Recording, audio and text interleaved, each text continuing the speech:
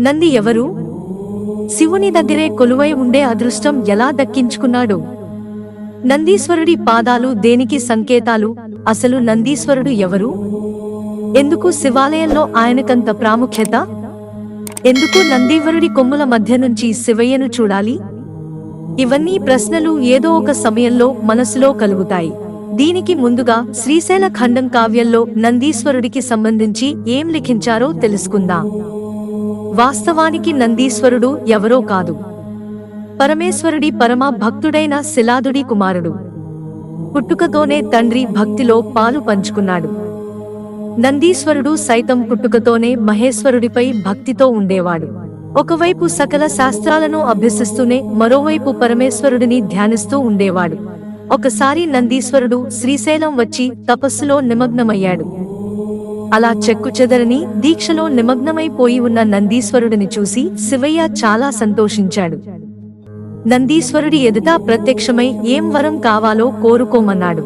దీంతో నందీశ్వరుడు కేవలం తనకు 10,000 ఏళ్లు తపస్సు చేసే శక్తిని ప్రసాదించమని కోరాడు. వెంటనే శివయ్య ఆ వరాన్ని ఇచ్చేశాడు.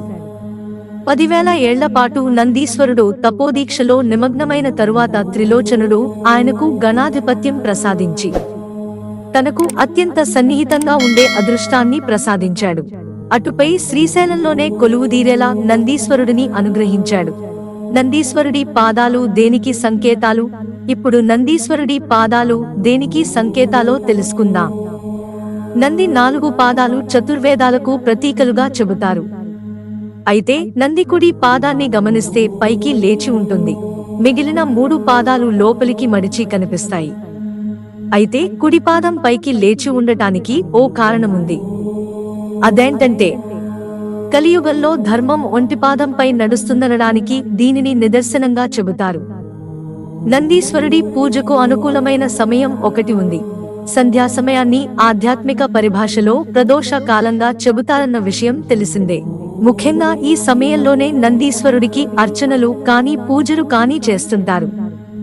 మరి నందీశ్వరుడిని 2 కొమ్ముల మధ్యలో నుంచి ఎందుకు చూస్తారనే దానికి ఓ కథ ఉంది. సాగర మథనంలో కాలకూట విషాన్ని పరమేశ్వరుడు స్వీకరిస్తాడు. దానికి గరళంలో దాచిన మీదట ఆ మంటకు శివతాండవం చేశాడట. శివుడి ఉగ్రరూపాన్ని అలా నేరుగా చూసేందుకు దేవతలంతా భయపడిపోయారట. దీంతో నంది వెనుక నిలబడి కొమ్ముల మధ్య నుంచి పరమేశ్వరుడిని చూశారని పురాణ కథనం. ఈ ఆనవాయితీ నేటికీ కొనసాగుతోంది. మిత్రులారా, ఛానల్ సబ్స్క్రైబ్ చేసుకోవడం మర్చిపోకండి. ధన్యవాదాలు.